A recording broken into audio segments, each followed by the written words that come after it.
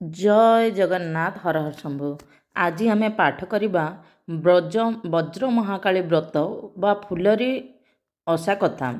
ବଜ୍ର ମହାକାଳୀ ବ୍ରତ ଓ ଫୁଲରି ଓଷା କଥା। ଏକ ରାଜ୍ୟ ଅନ୍ତରେ ସାଧବ ଘର ଥିଲା। ତାହାର ଅନେକ ସମ୍ପତ୍ତି। ସାଧବାଣୀ 7 ପୁଅ 7 ବୋହୂ ଘେନି ଘର କରୁଥାଏ। କେତେ ଦିନ ଉତାରୁ ଆଶ୍ୱିନ ମାସ ଅମାବାସ୍ୟା ହେଲା। ସାଧବାଣୀ ବୋହୂମାନଙ୍କୁ କହିଲା, ଆଜି ଆର୍ଦ୍ରା ଅମାବାସ୍ୟା, ବଜ୍ର ମହାକାଳୀଙ୍କ ପୂଜା, ଘର ଦ୍ୱାର ଲିପାପୋଛା କରି ଝୋଟି ଦିଅ। ଏହା ଶୁଣି ବୋହୂମାନେ ଲିପାପୋଛା କଲେ, ଝୋଟି ଦେଲେ। ଚାଉଳ ବିରି ବତୁରାଇଲେ, ଦୁବ 7 ଗୋଟି କଲେ, ହଳଦୀ 7 ଗୋଟି କଲେ, ଅରୁଆ ଚାଉଳ 7 ଗୋଟି କଲେ। ସୁବର୍ଣ୍ଣାର ପୁସ୍ତା ଗୋଢ଼ାଇ ଆଣିଲେ। ସାନ ବୋହୂକୁ ଶାଶୁ କହିଲେ, ଚାଉଳ ଛାଣିକରି ରଖ, ଚୁନା କୁଟା ହେବ। ଏହା ଶୁଣି ସାନ ବୋହୂ ଚାଉଳ ଆଣିବାକୁ ଗଲା। ଛାଣୁ ଛାଣୁ 2 ଗୋଟି ଚାଉଳ ତୁଣ୍ଡରେ ପକାଇଦେଲା।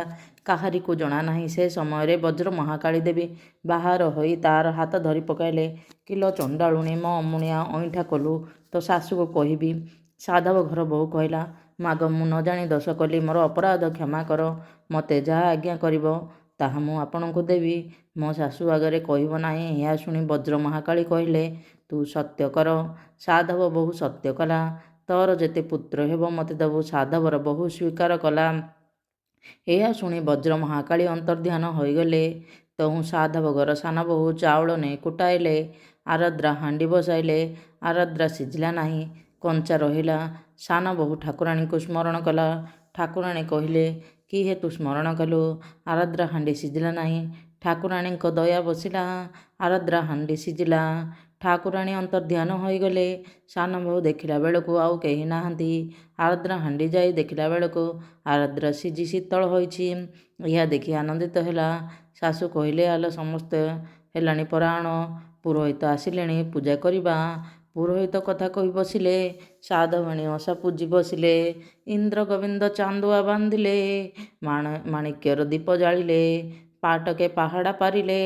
ହଳଦୀ ମାଲପା ଲଗାଇ ଶିଳିପାକୁ ବସାଇଲେ। ପଞ୍ଚୁ ଶିଳମୃତରେ ସ୍ନାନ କରାଇଲେ। ହଳଦିଆ ପାଟ ପିନ୍ଧାଇଲେ। ଫୁଲ ଚନ୍ଦନ ଦେଲେ। କଳା ସିନ୍ଦୁର ଦେଲେ। ଧୂପ ଦୀପ ଦେଇ ପୂଜା କଲେ। ବଜ୍ର ମହାକାଳୀଙ୍କ ସ୍ଥାପନ କଲେ। ଧାନ ଗଛ, ବେଲ ଗଛ, ବଜ୍ରମୂଳି ଗଛ, ଆଖୁ ଗଛ, ଅଁଳା ଡାଳ ଓ ବେଲ ଡାଳ ବାଢ଼ିଲେ। କଦଳୀ ନଡ଼ିଆ ବାଢ଼ିଲେ। ବଜ୍ର ମହାକାଳୀଙ୍କୁ ସୁବର୍ଣ୍ଣର ପୁସ୍ତା ଲଗାଇଲେ। କଖାରୁ ପତ୍ର 7 ଗୋଟି ପକାଇ ଆରଦ୍ରା ବାଢ଼ିଲେ। ଶଙ୍ଖୁଡ଼ି ବାଢ଼ିଲେ। 7 ସାଗର ତୁଣ ବାଢ଼ିଲେ। ଠାକୁରାଣୀଙ୍କୁ ନୈବେଦ୍ୟ କଲେ। କଥା ଶୁଣିଲେ। କଖାରୁ ପତ୍ର 7 ଗୋଟି ପକାଇ ପାଣି କାଖରୁ 7 ଗୋଟି ଗଡ଼ାଇଲେ। ପୁଅ ଝିଅ ନାତି ନାତୁଣୀ ଗଡ଼ାଇଲେ। କଥା ଶୁଣିଲେ। ପୁରୋହିତଙ୍କୁ ଦକ୍ଷିଣା ଦେଇ ବିଦାୟ କଲେ। ସେହି ପ୍ରସାଦକୁ ସମସ୍ତେ ବାଣ୍ଟି ଖାଇଲେ। ସାହି ପଡ଼ିଶାକୁ ଦେଲେ। ଏଥିଉତ୍ତାରୁ କେତେ ଦିନ ଗଲା ପରେ ସାନ ବୋହୂ ଗର୍ଭବାସ ହେଲା। ଦେଖୁ ଦେଖୁ 10 ମାସ ହେଲା। ପେଟ ବଥା ହେଲା। ଶାଶୁକୁ କହିଲେ, ମୋର ପେଟ ବଥା ହେଉଛି। ଶାଶୁ ଧାଇ ପରିବାର ଲଗାଇଲା। ପୁଅ ଜନ୍ମ ହେଲା। ନାଭି କାଟି ଚନ୍ଦନ କାଠିରେ ଅନ୍ତୁଡ଼ି କଲେ। ଧାଇ ଲଗାଇଲେ। 3 ଦିନ ଗଲା। 4 ଦିନ ଦୁଧ ତରଣୀ କଲେ। 5 ଦିନ ପଞ୍ଚୁଆତି କଲେ। 6 ଦିନେ ଷଷ୍ଠୀ ପୂଜା କଲେ। ସେହିଦିନ ସନ୍ଧ୍ୟା ବେଳକୁ ଠାକୁରାଣୀ ଆସି ପ୍ରବେଶ ହେଲେ। ପୁଅଟି ମାଗି କହିଲା, କିଲୋ, ତୁ ପୂର୍ବେ ସତ୍ୟ କରିଥିଲୁ, ପାସରି ଗଲୁ କି? ତାହା ଶୁଣି ସାଧବ ଘର ବୋହୂ ମନେ କଲା, ମୁଁ ସତ୍ୟ କରିଛି, ନ ଦେଇଲେ ସତ୍ୟ ଭଗ୍ନ ହେବି। ପୁଅଟିକୁ ମହାକାଳୀ ହସ୍ତକୁ ବଢ଼ାଇ ଦେଲା। ଠାକୁରାଣୀ ହସ୍ତ ପ୍ରସାରି ପୁଅକୁ ଘେନିଗଲେ। ଏଣେ ଶାଶୁ ଯାଇ ଦେଖିଲା, ପୁଅ ନାହିଁ।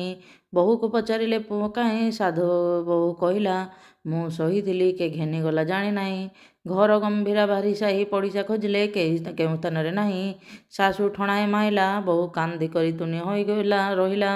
ଏହିପରି ବର୍ଷକୁ ବର୍ଷ ସାଧବ ଘର ସାନ ବୋହୂ 6 ପୁଅ ଜନ୍ମ କଲା। ଠାକୁରାଣୀଙ୍କୁ ବଢ଼ାଇ ଦେଇ ତୁନି ହୋଇ ରହିଥାଏ। ଏଥିଉତ୍ତାରୁ 7ମ ଗର୍ଭ ହେଲା। 10 ମାସ 10 ଦିନ ସମ୍ପୂର୍ଣ୍ଣ ହେଲା। ପେଟ ବଥାଇଲା। ସେଦିନ ଆଶ୍ୱିନ ମାସ ପଲରି ଅମାବାସ୍ୟା ହୋଇଛି। ସାଧବ ଘର ସାନ ବୋହୂ ଶାଶୁକୁ କହିଲା, ମୋର ପେଟ ବ୍ୟଥା କରୁଛି। ଶାଶୁ କହିଲା, ଆଲୋ ପିଲା ଖାଇ ଡାହାଣୀ, ମୋ ଘରୁ ବାହାରି ଯା, ମୁଁ ଠାକୁରାଣୀ ପୂଜା କରି ବସିଛି, ମୋ ଅମୁଣିଆ ଅପ୍ରତିଷ୍ଠା ହେବ। ଏହା କହି ଶାଶୁ ଘରୁ ବାହାର କରିଦେଲା। ମେଘ ଅନ୍ଧାର ହୋଇଛି। ପାଣି ବରଷୁଅଛି। କୁଆଡ଼େ ଯିବ ବୋଲୁଅଛି। କାନ୍ଦି କାନ୍ଦି ବନସ୍ଥକୁ ଗଲା। ବଜ୍ର ମହାକାଳୀଙ୍କ ଦୟା ବସିଲା।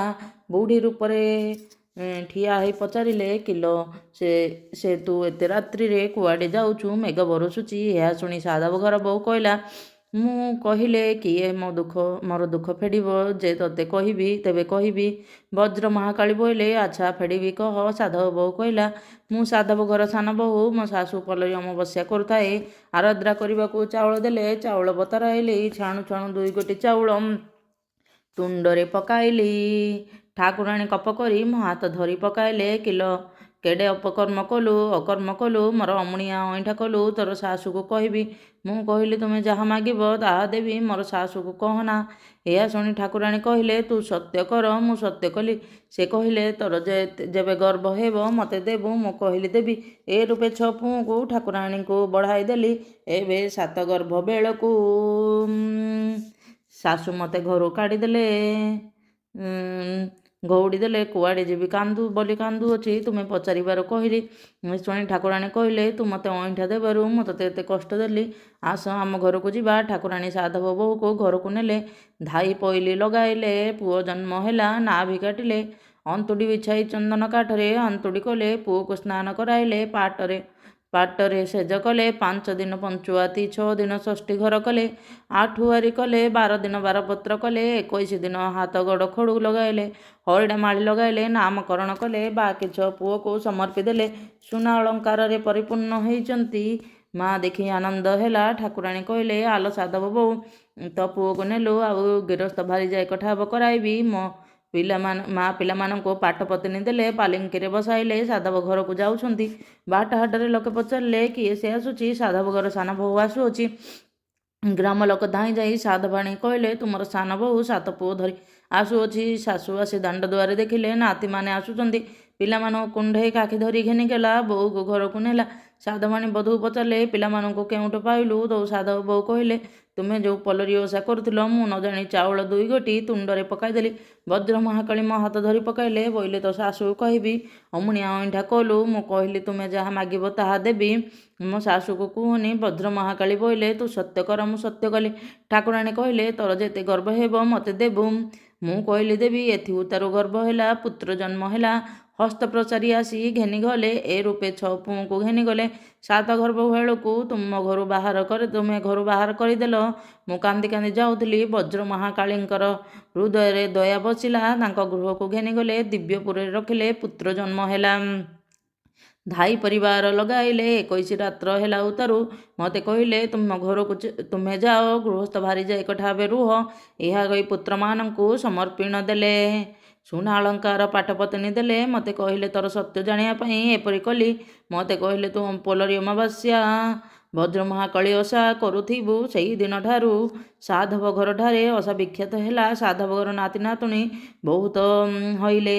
ଇନ୍ଦ୍ର ସମ୍ପତ୍ତି ଭୋଗ କଲେ। ସେହି ଦିନଠାରୁ ବଜ୍ର ମହାକାଳୀ ପୋଲରୀ ଓଷା ସଂସାରରେ ବିଖ୍ୟାତ ହୋଇଲା। ଏ ଓଷା କଲେ ଅପୁତ୍ରିକ ପୁତ୍ର ପ୍ରାପ୍ତ ହେବ। ନିର୍ଧନୀ ଧନ ପ୍ରାପ୍ତ ହେବ। ଯେ ଯାହା ମାନସିକ ବିଧି ମତେ ଓଷା କଲେ ତାଙ୍କୁ ବଜ୍ର ମହାକାଳୀ ଦୟାକରି ସକଳ ପ୍ରାପ୍ତ କରାନ୍ତି। ଇତି ଶ୍ରୀ ବଜ୍ର ମହାକାଳୀ ଫୁଲରୀ ଓଷା ବ୍ରତ କଥା ସଦା ଜୟ ସମ୍ପୂର୍ଣ୍ଣମ୍। ଜୟ ମା ବଜ୍ରକାଳୀଙ୍କର ଜୟ ହେଉ। ଏହା ରହିଲା ଆମର ବଜ୍ର ମହାକାଳୀ ବା ଫୁଲରୀ ଓଷା କଥା। ଏ ଆଶ୍ୱିନ ମାସ କୃଷ୍ଣପକ୍ଷ ମାନେ ଅମାବାସ୍ୟା ତିଥିରେ ଏହି ବ୍ରତ ପାଳନ କରାଯାଏ। ଏହି ବ୍ରତ ପରେ ହିଁ ନବରାତ୍ରି ବ୍ରତ ଆମର ଆରମ୍ଭ ହୁଏ। ଜୟ ଜଗନ୍ନାଥ। ହର ହର ଶମ୍ଭୁ। ମା ସମସ୍ତଙ୍କୁ ଘଣ୍ଟ ଘୋଡ଼ାଇ ରଖିଥାଉ ମା। ଏହି ବ୍ରତରେ ଯେଉଁ ବଜ୍ର ଝାଟ ରଖାଯାଏ ତାହା ପିଲାମାନଙ୍କୁ ମାରିଲେ ପିଲାମାନଙ୍କର ଆୟୁଷ ବୃଦ୍ଧି ହେବା ସହିତ ସମସ୍ତ ରିଷ୍ଟ ଖଣ୍ଡନ ହୁଏ ବୋଲି ବିଶ୍ୱାସ ଅଛି। କିଛି ଲୋକଙ୍କ ଘରେ ସକାଳ ବେଳେ ପୂଜା ଥାଏ। କିଛି ଲୋକଙ୍କ ଘରେ ରାତ୍ରିରେ ପୂଜା ଥାଏ। ଆପଣଙ୍କୁ ଯଦି ଏହି ଭିଡ଼ିଓ ଭଲ ଲାଗୁଛି ନିଶ୍ଚିତ ଭାବେ ଲାଇକ୍ ସେୟାର ଆଣ୍ଡ ସବସ୍କ୍ରାଇବ୍ କରିଦେବେ। କମେଣ୍ଟରେ ଜୟ ଜଗନ୍ନାଥ ହର ହର ଶମ୍ଭୁ କହିଦେବେ। ଜୟ ମା ବଜ୍ର ମହାକାଳୀଙ୍କର ଜୟ ହେଉ। ହେ ମା ଦୁନିଆର ସମସ୍ତଙ୍କର ଦୁଃଖ ଦୂର କର। ଦୁନିଆର ସମସ୍ତଙ୍କର ମଙ୍ଗଳ କର ପ୍ରଭୁ। ଜୟ ମା। ହେ ମା ରକ୍ଷା କର ମା। କୋଟି ଜନ୍ମ ପାପ କ୍ଷୟ କରନ୍ତୁ ପ୍ରଭୁ। ଜୟ ଜଗନ୍ନାଥ ହର ହର ଶମ୍ଭୁ। ହେ ମା ରକ୍ଷା କର।